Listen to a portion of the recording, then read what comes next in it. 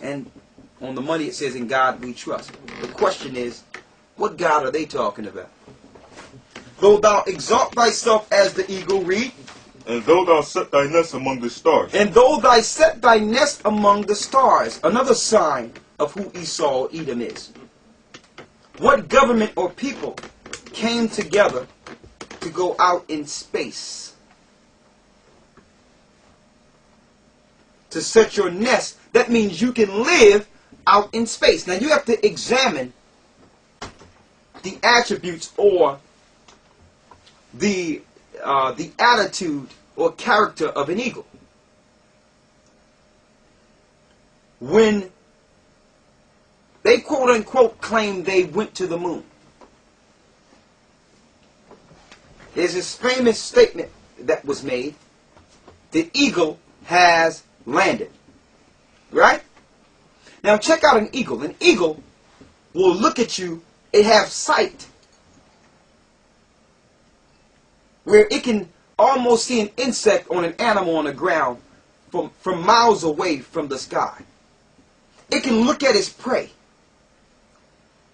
and examine how the prey lives, how it nurtures, how it interacts. It examines every nuance of its prey before he pounces. Now examine how the eagle works on Esau's level. He'll put a satellite in the earth, or over the earth, around the earth, to watch the people from space. He'll watch your every move. Find out what you love, what you hate. Look at your patterns to one day make you pray. This is an old game they play. And it came from who? Nimrod. But guess who perfected it? Alexander the Greek. We're going to go into him in a moment. Also, it says, Eagle standard taken from a German Mercedes half-track staff car, 1944.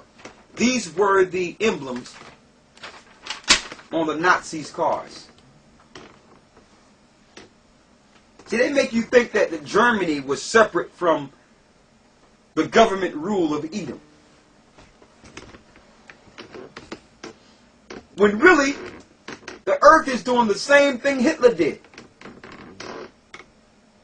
Okay? Hitler was financed by who? He was financed by the Bushes. The Bushes backed Hitler. They try to make it look like Hitler was this separate idea from Edomite rule. The eagle with the swastika under it. Right? Let's go to Daniel, the 7th chapter. Daniel 7.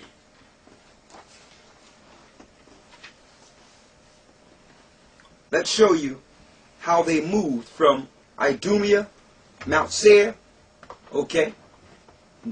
The next empire they were dealing with after they were in the Caucasus Mountains was the Greek Empire. Read. Show you how Satan went from one place to the next. Now we don't want to break down the whole thing. I need you to go to Daniel 7 and 6.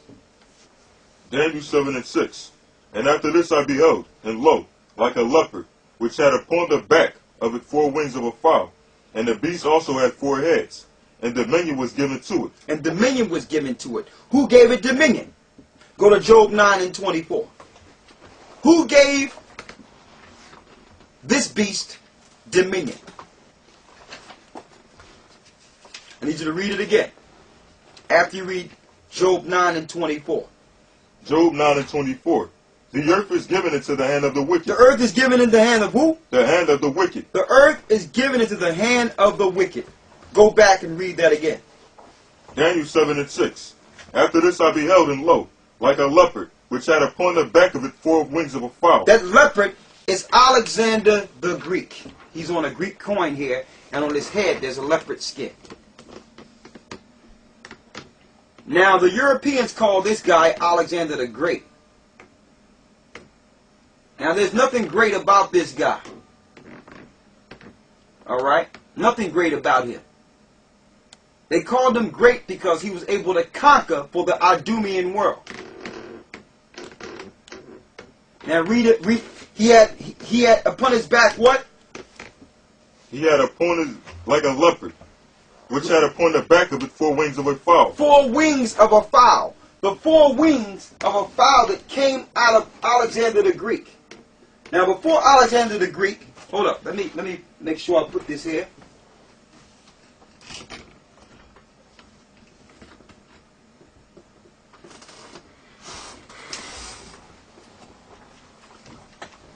Okay, before Alexander the Greek, let me get it here.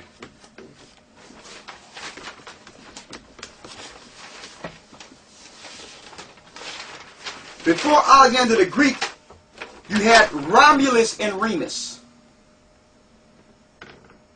2 children through European mythology, and you can find this same image in Rome. Okay, today. They were known to have been reared by a she-wolf. Is that, you got that study? They was known to be reared by a she-wolf. It was raised like Tarzan. Okay? Romulus would one day be the founder of Rome. Remus was the father of the Greeks. Okay? They hold these people in high stature. Because these were the brain trust of the Idumeans or Edomites that would one day rule the world. After that came the leopard, Alexander the Greek, which we're showing here. From him came 4 rulers like 4 wings of a fowl. What 4 generals came out of Alexander the Greek? Seleucid, who took over Persia. Ptolemy, which took over Egypt, and we're going to hit that in 1 second. Lysimachus, that took over Asia Minor. And Cassandra, that took over Macedonia. Now, one thing they did by taking over these areas, they made people think through time that they were the people that originated in these areas. But really, they took these places by conquest. Okay? They took Persia. Okay? So some of their people started migrating with the Persians. So you got some regular Persians there, and you have Idumeans there, or Edomites there. Same thing with Egypt. Like when you see Mark Antony and in their plays, and Cleopatra, they'll make you think that these people, after Cleopatra, were Caucasians in Egypt, because they've given you modern Egypt that was taken over by the Greeks. Instead of giving you ancient Egypt where they were Hamitic people. So that make you think that the Egyptians were Caucasian, when really they were taken down by the Greeks. This happened in 333, between 333 BC and 323 BC. It took them 10 years to take down these separate areas, where Alexander the Greek started ruling and giving them the knowledge to take down these different areas. And on his deathbed, he gave them direction through Satan how to take things down. Asia Minor, Lysimachus. A lot of you think that the Edomites are Japheth because they took over Asian land. Okay, the Greeks and all the Edomites took over lands like they took over America and other lands. Like they're taking Iraq and other lands now. If the Lord allowed them to continue, which we know is coming to an end, if we look 50 years to 100 years later, you would say that they were the original Iraqis. Because they taken Iraq the same way they took America. They take America the same way they took America the same way they took Europe. So we're going to the origin before they became these people that you can't identify. Cassandra, took Macedonia. These are the four wings of a fowl.